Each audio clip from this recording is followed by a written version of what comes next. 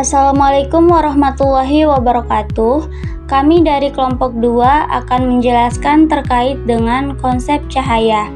Nah, yang pertama ada definisi cahaya dan sinar, yang kedua ada menjelaskan sifat cahaya, yang ketiga ada menyebutkan sumber-sumber cahaya, dan yang keempat ada penjelasan mengenai konsep pemantulan cahaya.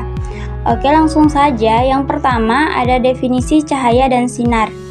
Nah, cahaya merupakan energi berbentuk gelombang elektromagnetik yang dapat dilihat oleh mata manusia. Panjang gelombang cahaya adalah 380 sampai 750 nanometer. Sinar adalah garis atau berkas yang menggambarkan arah perambatan cahaya. Dalam fisika, sinar sering dianggap sebagai representasi ideal cahaya yang dipakai untuk analisis optik, misalnya dalam hukum pemantulan dan pembiasan. Yang kedua ada sifat-sifat cahaya.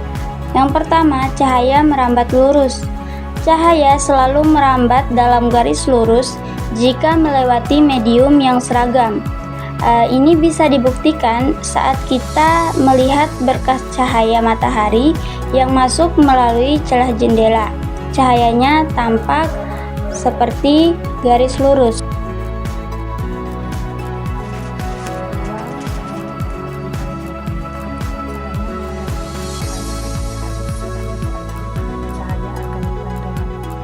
Ada dua jenis pemantulan. Yang pertama itu pemantulan teratur, terjadi pada permukaan rata atau halus seperti cermin.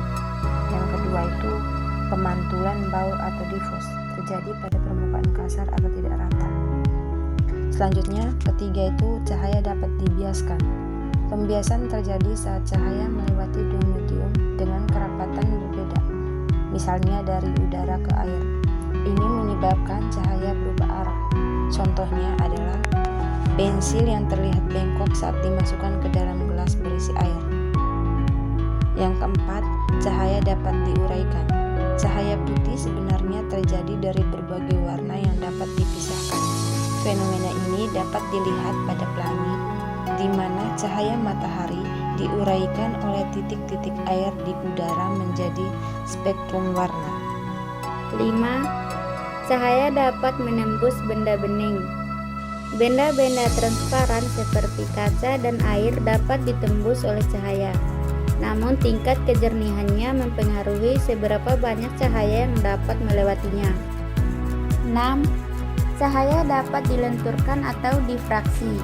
Ketika cahaya melewati celah sempit atau mengenai tepi benda, cahaya dapat mengalami pembelokan. Ini disebut difraksi. 7. Cahaya dapat terpolarisasi.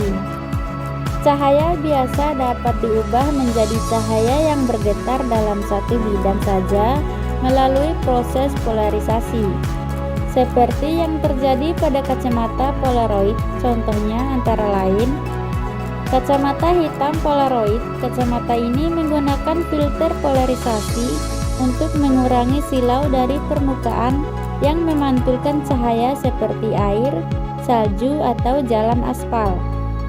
Pemantulan cahaya pada permukaan air ketika cahaya matahari memantul dari permukaan air seperti danau atau laut. Cahaya tersebut menjadi terpolarisasi secara parsial. Ini adalah alasan mengapa kacamata Polaroid sangat berguna untuk mengurangi silau dari permukaan air. Baik, di sini saya akan menjelaskan sumber-sumber cahaya. Yang pertama yaitu sumber cahaya alami. Contohnya matahari, bintang, kilat, dan kunang-kunang. Dan yang kedua, sumber cahaya buatan manusia. Contohnya lampu listrik, lilin, obor, layar elektronik seperti TV, smartphone, dan komputer. Lampu kendaraan, sinar laser, dan lampu senter.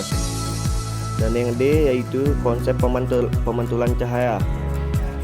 Pemantulan cahaya adalah fenomena optik yang terjadi ketika cahaya mengenai suatu permukaan dan kemudian dipantulkan kembali ke medium semula, misalnya udara, Fenomena ini terjadi pada permukaan yang tidak transparan, yang memantulkan sebagai atau seluruh cahaya yang mengenainya.